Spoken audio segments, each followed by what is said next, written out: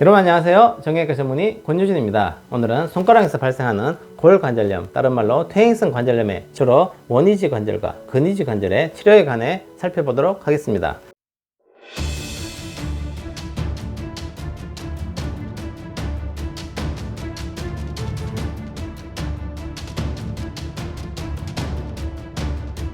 손가락 관절염의 치료는 1차적으로 집에서 자가 치료를 하시면 되겠습니다.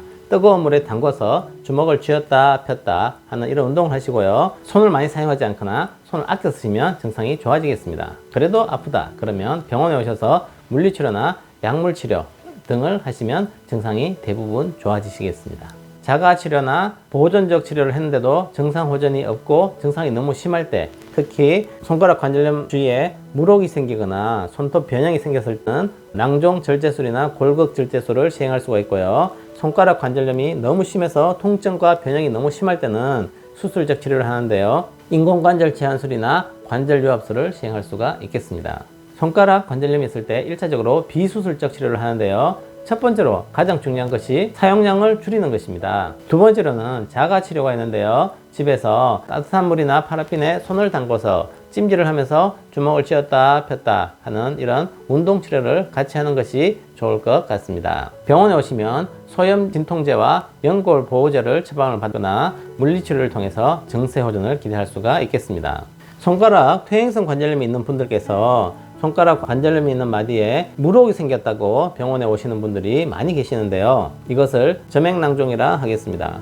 퇴행성 관절염에 있는 그 관절에 관절액이 스며 나오면서 이런 물혹이 생기는데요. 좀 커졌다 작아졌다 하기도 하고 어떨 때는 터져서 젤리 같은 물이 흘러나오기도 하겠습니다. 이런 물혹이 있을 때 대부분은 비수술적 치료, 경과 관찰을 하겠습니다. 그 이유는 손을 많이 사용하지 않으면 이 집에서 60%에서 저절로 없어질 수가 있기 때문입니다. 물혹, 다른 말로 점액낭종이 있을 때 크기가 너무 크고 보기가 흉하고 일상생활에 지장이 있다 할 때는 수술적 치료를 하는 경우도 있겠습니다. 수술 방법은 낭종절제술과 골극절제술입니다. 낭종이 있다 그래서 물혹이 있다 해서 물혹만 제거해서는 이것이 대부분 다 재발하기 때문에 그 원인이 되는 골극, 그러니까 퇴행성 관절염에서 발생한 군뼈가 자라나와 있는 것도 같이 제거해 주는 것이 좋을 것 같습니다. 그런데 어떤 경우에 이 낭종이 너무 크면서 낭종을 제거했는데 피부가 부족하거나 피부가 덮여지지 않는 경우가 있을 때는 피판술을 이용해서 그것을 피복해 줄 수가 있겠습니다. 손가락 퇴행성 관절염에 의해서 변형이 너무 심하고 통증이 너무 심하고 보기가 너무 흉할 때는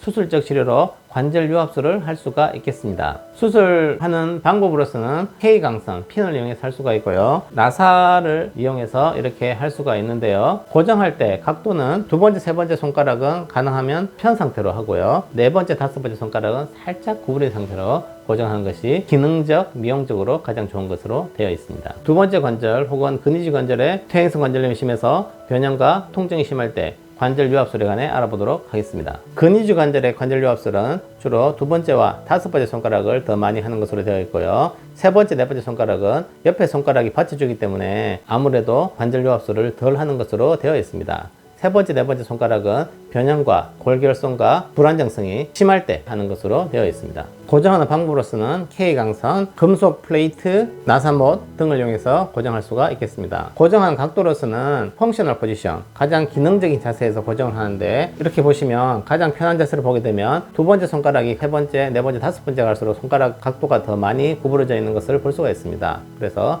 두 번째를 30도, 그 다음 손가락부터는 5도씩 플러스 해서 두 번째가 30도면 세 번째 35, 네 번째가 40, 다섯 번째 45도 이런 각도로 고정을 해주는 것이 나중에 기능적으로 가장 좋은 것으로 되어 있습니다. 손가락의 근위지 관절과 중수지 관절에 퇴행성 관절염이 심할 때 관절 유압술 외에 인공관절 치환술을 시행할 수도 있겠습니다. 인공관절 치환술의 종류로는 첫 번째로 실리콘으로 되어 있는 소환손이라는 게 있고요. 두 번째로 요즘에 주로 사용하고 있는 파이로카본 재질이 있겠습니다. 소환손이라는 것은 실리콘으로 만든 인공관절인데요. 과거에 주로 사용했던 방법입니다. 저도 소환손을 이용해서 수술을 많이 했었는데 결과가 아주 좋았습니다. 하지만 지금은 소환손을 이용한 인공관절 수술을 할 수가 없는데 그 이유는 기구가 수입이 되지 않기 때문입니다. 수입이 되지 않는 이유는 가격이 너무 저렴하다 보니까 업체에서 수입을 하지 않아서 지금 우리나라에서 시행할 수가 없고요. 두 번째로는 파이로카본이 그 나중에 나온 건데 그라파이트에 카본 코팅을 한